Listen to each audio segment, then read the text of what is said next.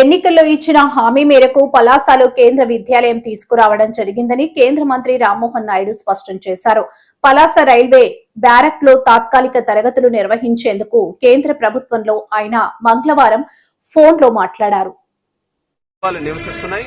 ఈ రోజుకి కూడా ఒక ఆసక్తితో కేంద్ర ప్రభుత్వంలో పనిచేయాలని ఆర్మీ దగ్గర నుంచి, సెక్యూరిటీ దగ్గర నుంచి, రైల్వే దగ్గర నుంచి వివిధ సంస్థల్లో మన పలాస నుంచి, ఈ ప్రాంతం నుంచి, ఉద్దాన ప్రాంతం నుంచి ఎంతో మంది పనిచేస్తున్నారు.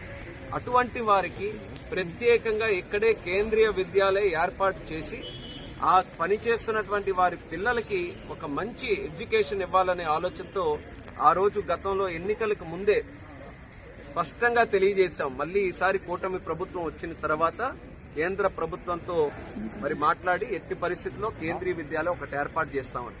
జిల్లాకి ఆల్రెడీ ఒకటి శ్రీకాకుళం దగ్గరలో ఒకటి ఉంది.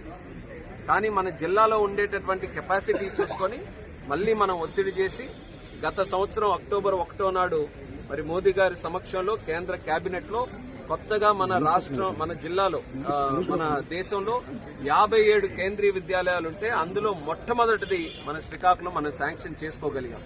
మన శ్రీకాకుళంలో, మన పలాసలో శాంక్షన్ చేసుకున్నాం, మాట నిలబెట్టుకున్నాం. అయితే అది గ్రౌండ్ చేయాలి. ఇప్పుడు రెండో ప్రయారిటీ ఏంటంటే శాంక్షన్ అయ్యింది. ఈ యొక్క అకాడమిక్ ఇయర్ స్టార్ట్ అవ్వక ముందే టెంపరీ అకామిడేషన్ లోనైనా పలాస కేంద్రీయ విద్యాలయం మొదలు పెట్టాలని చెప్పి ఒక సంకల్పంతో ముందుకెళ్తున్నాం. దానికి కావాల్సినటువంటి సైట్ కూడా సూదికొండ పక్కన, అక్కడ ఎంక్రోచ్మెంట్స్ ఉంటే వాళ్ళు కూడా సహకరించారు. ప్రభుత్వం మాట విన్నారు. ఏ పర్పస్ కి అయితే అక్కడ కేటాయిస్తున్నామో అన్ని కూడా తెలుసుకొని వాళ్ళు కూడా సహకరించి మంచి సైట్ ని కూడా సూదికొండ దగ్గర మనం నిర్ధారించడం జరిగింది. దానితో పాటు టెంపరీగా ఇప్పుడు ప్రస్తుతం అదే సైట్ లో మనం ఉన్నాం. రైల్వే గతంలో ఇక్కడ ఒక స్కూల్ నడిపేది. ఇక్కడ ఆ స్కూల్ ని కాస్త బ్యారక్స్ గా కన్వర్ట్ చేశారు.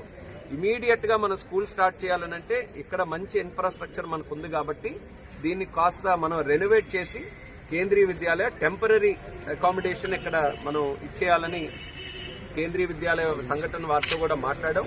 వాళ్ళు కూడా అప్రూవ్ చేశారు.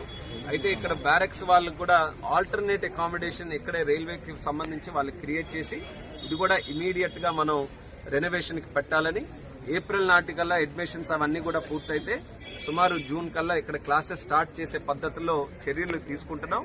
దానికి రైల్వే అధికారులకు కూడా నా ధన్యవాదాలు తెలియజేస్తున్నాను. అంటే ఒక మంచి ఎడ్యుకేషన్ పర్పసెస్, అలాగే వాళ్ళ తాలూకా పిల్లలు కూడా చదువుకునే అవకాశం ఇక్కడ కేంద్రీయ విద్యాలయం ఉంది.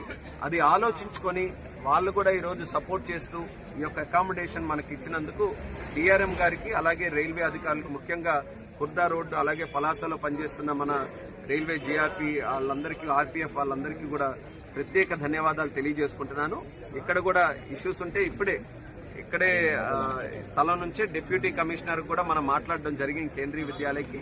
వాళ్ళు కూడా దీనికి సంబంధించినటువంటి సపోర్ట్ అన్ని కూడా అందజేస్తున్నారు. ఈ 2 ప్రాజెక్ట్స్ తో పాటు తాళభద్ర అంటే ఒక పక్కన మనం మాట్లాడే ఆర్ఓబి ఈ రోజు పూర్తి చేసుకుంటున్నాం.